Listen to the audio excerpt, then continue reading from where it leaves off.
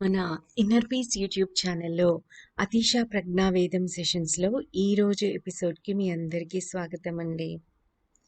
మనం లాస్ట్ ఎపిసోడ్లో అతీష ప్రజ్ఞావేదంలో ఆత్మతిమ్మరులు అనే టాపిక్లో ప్రధాన అంశాల మీదే మీ దృష్టిని కేంద్రీకరించండి అని అతీష మనకు అందించిన సూత్రం గురించి మాట్లాడుకుంటూ ఉన్నాం కదా. సో ఒక ఆలోచన మన మనస్సులో సాగుతున్నప్పుడు కేవలం గమనిస్తూ ఉంటే చాలు, ఓ చక్కటి ఎరుక మనకి కలుగుతుంది.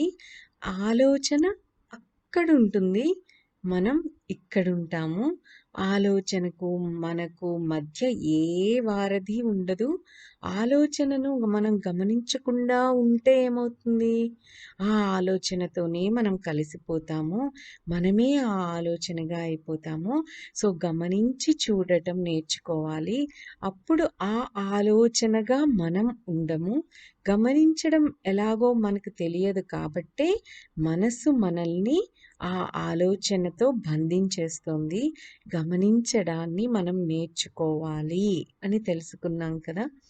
అలాగే మన మనస్సు ఒక రహదారి అని అనుకుంటే అది ఎప్పుడూ కూడా జనసమర్థంగా ఉన్న రహదారి లాగానే ఉంటుంది. ఎందుకు అంటే వేలాది ఆలోచనలు, కోరికలు, స్వప్నాలు మన ముందు కళ్ళు మూసుకొని కూర్చున్నప్పుడు మన ముందు తిరగడాన్ని మనం చక్కగా గమనిస్తూ ఉంటాం కాబట్టి. సో ఆలోచనల సంచారం ఉధృతంగా మన మనోరహదారిలో సదా కొనసాగుతూనే ఉంటుంది. మనం దాన్ని గమనించడం నేర్చుకోవాలి ఇక్కడ అని చెప్తున్నారు అతీష. తీరం మీద కూర్చొని నదీ ప్రవాహాన్ని గమనించే వాడిలాగా మనం మన ఆలోచనలను, కోరికలు, స్వప్నాలను గమనిస్తూ ఉండాలి. కేవలం గమనింపు మాత్రమే మనం చేస్తూ ఉండాలి. అలా గమనిస్తూ ఉన్నప్పుడు అది మనం కాదన్న ఎరుక మనకి కలుగుతుంది. మనస్సు దానితోనే ఐక్యం చెందుతుంది, అమనస్కం దానితో అనైక్యతను సాధిస్తుంది. మనం ఓ మనస్సుగా ఉండకూడదు. నిజానికి మనం మనస్సు కాదు కాబట్టి మనం ఎప్పుడు ఓ మనస్సుగా, ఎప్పుడు ఆ మనసుతోనే ఐక్యం చెందుతూ ఉండకూడదు. అమనస్కం లాగా చక్కగా అమనస్కం ఒక్క స్థితిని, అంటే మనస్సు లేని స్థితికి మనం వెళ్ళాలి. అంటే గమనించడం అనేది నేర్చుకోవాలి. అయితే మనస్సు మనం కాదు కాబట్టి ఆ మనస్సులాగా ఉండకండి అని ఇక్కడ మనకి ఓషో చెప్తూ ఉన్నారు. అయితే మనకొచ్చే డౌట్ ఏంటి? మరైతే నేను మనసు కాకపోతే మరి నేనెవరు అని అన్నదానికి అద్భుతమైన సమాధానం చెప్తారు కదా ఓషో. ఆ సమాధానంతోనే మనం లాస్ట్ ఎపిసోడ్ క్లోజ్ చేసాం. సో ఒక్కసారి ఆ సమాధానాన్ని గుర్తు చేసుకుంటూ ఈరోజు ఎపిసోడ్లోకి వెళ్ళిపోదాం. సో ఓషో ఏం చెప్తారు? మరి మనం ఎవరు, మనసు కాకపోతే మనం ఎవరం అన్న మన ప్రశ్నకు ఓషో ఇచ్చే సమాధానం ఏమిటంటే, మీరే చైతన్యం, మీరే గమనిక, మీరే సాక్షి, మీరే ఆ నిశితమైన పరిశీలన, అన్నిటినీ ప్రతిబింబిస్తూ దేనితోనూ తాదాప్యం చెందని అద్దం లాంటి లక్షణమే మీరు అని చెప్తున్నారు. గుర్తుంచుకోవాలి మనం మన చైతన్యంతో ఉన్నామని ఇక్కడ ఓషో అనడం లేదు, మనమే చైతన్యం అని అంటున్నారు. అదే మన నిజమైన గుర్తింపు. ఏ ఏదో ఒక రోజు నేనే చైతన్యాన్ని అని మనం తెలుసుకుంటాం. ఏ రోజైతే మనం నేనే చైతన్యాన్ని అని తెలుసుకుంటామో వేదాంతాన్ని తెలుసుకున్న వాళ్ళమే అవుతాం. ఎందుకంటే ఎప్పుడు నేనే చైతన్యాన్ని అని మనం తెలుసుకోగలుగుతామో అప్పుడే మనం అంతా చైతన్యమే అని, అన్ని తలాలలోనూ అదే పరివ్యాపించి ఉందని అర్థం చేసుకోగలుగుతాం. అంటే వన్నెస్ని ఫీల్ అవుతాం. ప్రతి అణువులో, ప్రతి జీవిలో, ప్రతి వస్తువులో మనం చూసేది ఆ చైతన్యమే అవుతుంది. విశ్వమంతా వ్యాపించి ఉన్న ఆ చైతన్యం మన ఆ చైతన్యాన్ని మనం ఎక్స్‌పీరియన్స్ చేయగలుగుతాం. తనదైన ఓ రీతిలో శిలకు కూడా ఓ చైతన్యం ఉంటుంది. ఓ వృక్షం తనదైన ఓ రీతిలో చైతన్యంగానే ఉంటుంది. అలాగే జంతువులు, మనుషులు ప్రతివారు తమకే ప్రత్యేకమైన చైతన్యంగానే ఉంటారు. ఆ చైతన్యం ఓ బహుముఖాల వజ్రం అంటారు ఓషో.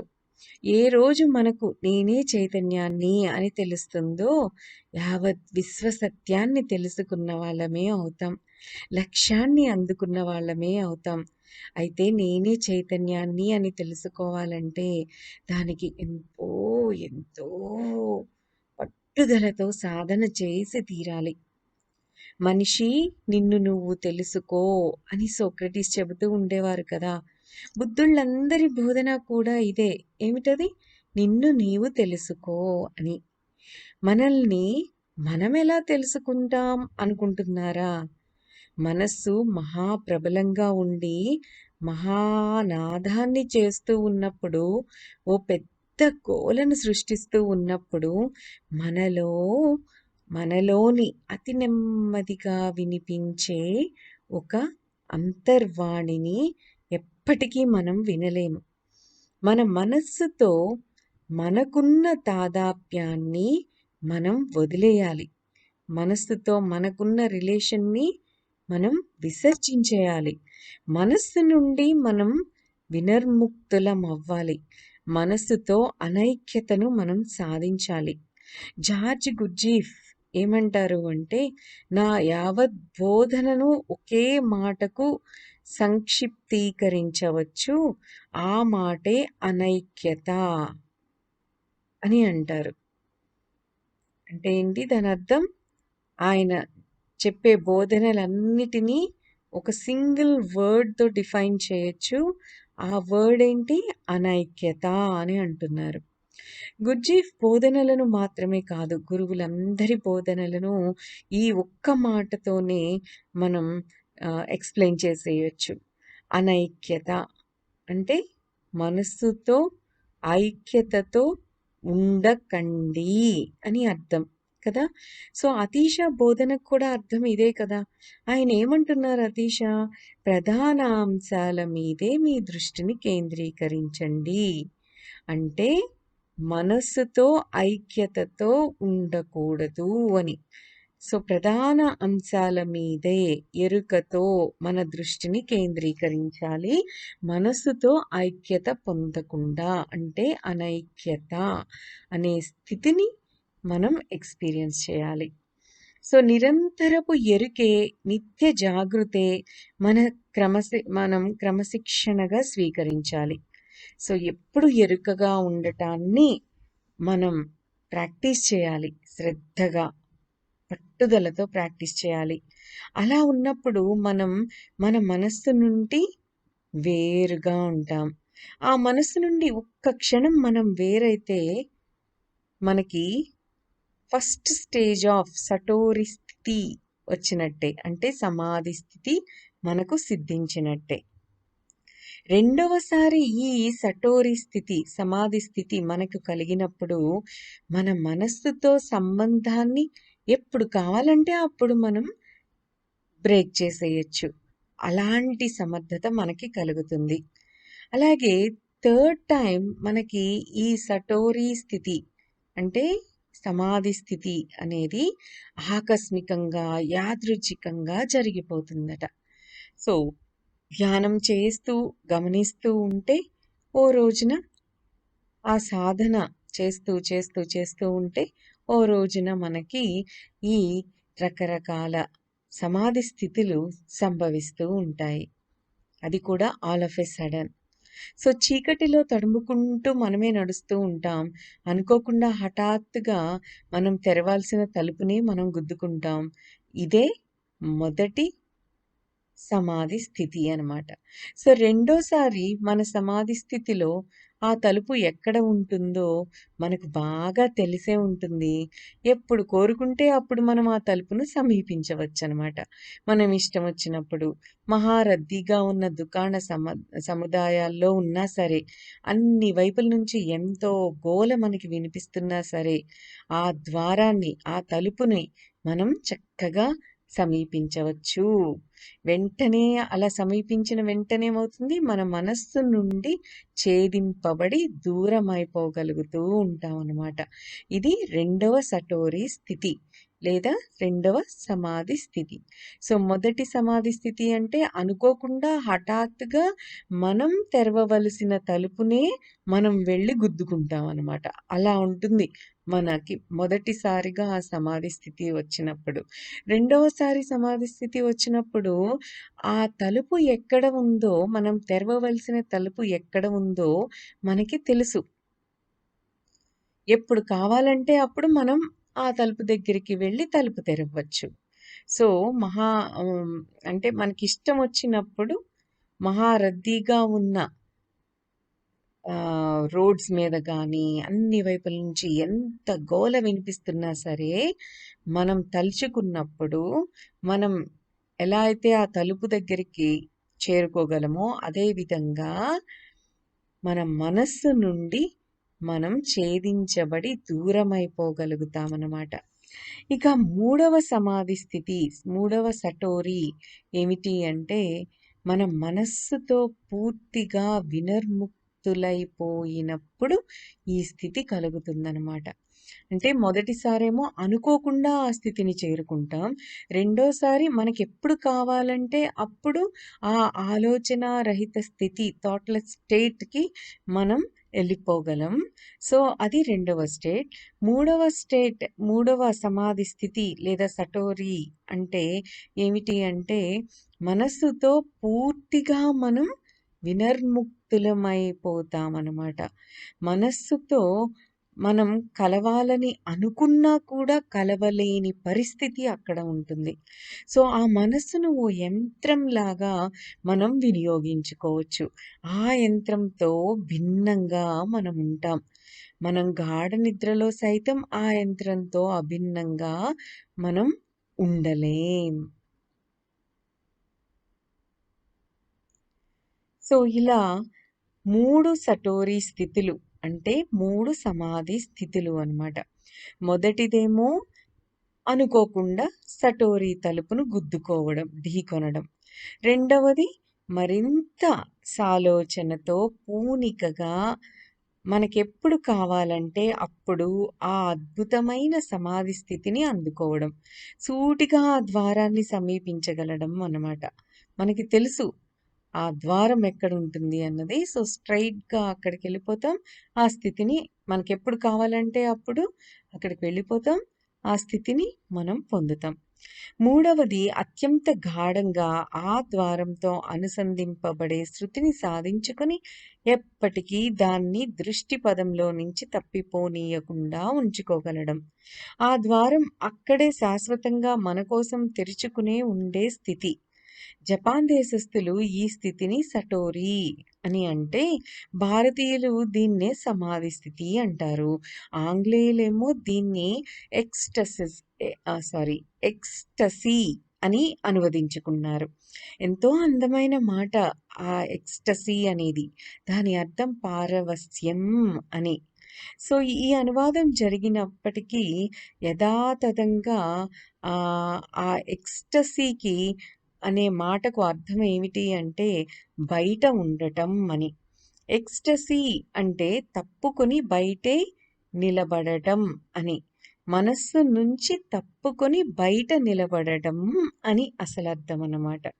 సో, అతీష బోధించిన నిస్సంగపు శిక్షణే స్వీకరించండి అనే ఈ సూత్రానికి ఇంగ్లీష్ ఎక్స్‌టసీ అనే మాట సరిగ్గా సరిపోతుంది కదా! ఒక్కసారి ఆలోచించండి. నిస్సంగపు శిక్షణే స్వీకరించండి అనే సూత్రానికి ఇంగ్లీష్ ఎక్స్‌టసీ అనే మాట సరిగ్గా సరిపోతుంది. అందుకే మనస్సు నుండి ఛేదించుకొని మనం బయట నిలబడి ఉండాలి. మనస్సు అక్కడ ఉంటుంది. కానీ అది మనం కాదు. మరి కొంతమంది సమాధిని ఎక్స్టసీగా కాక ఇన్స్టసీగా కూడా అనువదించడం ప్రారంభించారు. సో, ఇన్స్టసీ అనే ఈ మాట కూడా ఎంతో అద్భుతమైన మాటే. ఎందుకంటే ఇది బయట నిలబడడం కాదు. మనస్సుని గురించి ఆలోచిస్తున్నప్పుడు దాన్నుంచి తప్పుకొని బయట నిలబడడం. అది కాదు ఇన్స్టసీ అంటే. మనస్సుని గురించి ఆలోచిస్తూ ఉన్నప్పుడు అందులోనే మనం నిలబడి ఉండడము అని అనే అర్థం ఈ ఇన్స్టసీ అనే మాటకు కరెక్ట్‌గా సరిపోతుంది. అవునా? ఇన్స్టసీ అనే మాటకు కరెక్ట్‌గా సరిపోతుంది అని మనకనిపిస్తున్న అర్థం ఏమిటి? మనస్సు గురించి ఆలోచిస్తూ ఉన్నప్పుడు అందులోనే మనం నిలబడి ఉండడము అనే అర్థం కదా! సో, మనసుకు సంబంధించినంత వరకు ఎక్స్టసీ అనే మాట సరైన మాట. చైతన్యం విషయానికి వచ్చినప్పుడు ఇన్స్టసీ అనే మాట ఎంతో బావుంటుంది. కానీ ఈ 2 మాటలు ఒకే స్వభావానికి 2 విభిన్న అంశాలు అని చెప్పవచ్చు. మనసుకు బయట నిలబడడం అంటే చైతన్యంతో నిలబడడం అనే అర్థం కదా! నేను మనస్సును కాను అని తెలుసుకోవడమే నేను చైతన్యాన్ని, అహం బ్రహ్మస్మి అని తెలుసుకోవడం కదా! సో, ఉపనిషత్తులు బోధించే సత్యార్థం ఏమిటి? నేనే దైవాన్ని, నేనే చైతన్యాన్ని. ఎంతో అద్భుతంగా ఉంది కదా! సో, ఈ ఆత్మదిమ్మరులు అనే టాపిక్‌లో మనం తెలుసుకున్న సూత్రాలన్నిటినీ అస్సలు మర్చిపోకూడదు. ప్రాక్టీస్ చేయడం కొంచెం కష్టమే అయినా కూడా మనం అస్సలు వీటిని మర్చిపోకూడదు. గుర్తు చేసుకుంటూ ఉండాలి. వింటూ ఉండాలి. చక్కగా ఆచరణలో పెడుతూ ఉండాలి. సో, ఈ టాపిక్‌లో మనం తెలుసుకున్న సూత్రాలు ఏమిటి? పక్షపాతరహితంగా అన్ని రంగాలలోనూ చక్కటి శిక్షణను పొందాలి. అన్ని రంగాలలోనూ సమగ్రంగా సుశిక్షితులవ్వడం అన్నది చాలా ముఖ్యమైన విషయం. సో, సెకండ్ సూత్రం ఏం తెలుసుకున్నాం? నిర్దిష్టమైన అంశాల మీదే నిరంతరం ధ్యానించండి అని. థర్డ్ సూత్రం ఏమిటి? తక్కిన అంశాలను వేటిని మీరు పట్టించుకోవద్దు అని. తరువాత సూత్రం ఏం చెప్పారు అతీష? అందుకే ప్రధాన అంశాల మీదే మీ దృష్టిని కేంద్రీకరించండి అని చెప్పారు. ఇంకా ఏం చెప్పారు? చేయకండి కార్యాలను అపసవ్యంగా. అపసవ్యంగా అంటే ఏమిటి అన్నది తెలుసు కదా! నెక్స్ట్ అతీష చెప్పిన సూత్రం కన్‌ఫ్యూజన్‌లో అంటే డోలాయమానంగా ఉండకండి అని. ఇక ఆఖరిగా చెప్పిన సూత్రం ప్రపంచంలో ఇంకేదీ లేనట్లే ప్రశిక్షణలో మునిగిపోండి అని చెప్తారు. అంటే ప్రధాన అంశాల మీదే మీ దృష్టిని కేంద్రీకరించండి అని చెప్తారు. సో, ఇక్కడ 3 సమాధి స్థితులను గురించి తెలుసుకున్నాం. మొదటి సమాధి స్థితి ఎలా ఉంటుంది? యాదృచ్ఛికంగా సటోరీ తలుపును గుద్దుకోవడం, ఢీకొనడం లాంటిది. రెండవది మరింత సాలోచనతో పూనికగా ఆ స్థితిని ఎప్పుడు కావాలంటే అప్పుడు అందుకోవడం. సూటిగా ఆ ద్వారాన్ని సమీపించగలడం. మూడవది అత్యంత గాఢంగా ఆ ద్వారంతో అనుసంధింపబడే శృతిని సాధించుకుని ఎప్పటికీ దాన్ని దృష్టిపథంలోంచి తప్పిపోనీయకుండా ఉంచుకోగలడం. ఇలా తెలుసుకుంటూ ఉన్నప్పుడు మనకేమర్థమవుతుంది? నేనే దైవాన్ని, నేనే చైతన్యాన్ని అన్న నేనే దైవాన్ని, నేనే చైతన్యాన్ని అనే అద్భుతమైన విషయం మనకి చక్కగా బోధపడుతుంది. ఎక్స్‌పీరియన్స్ అవుదాం. సో, ఈరోజు ఈ టాపిక్ ఇక్కడితో క్లోజ్ చేసేద్దాం. That's all for today, Andy. Have a great day. Thank you. Thank you. Thank you.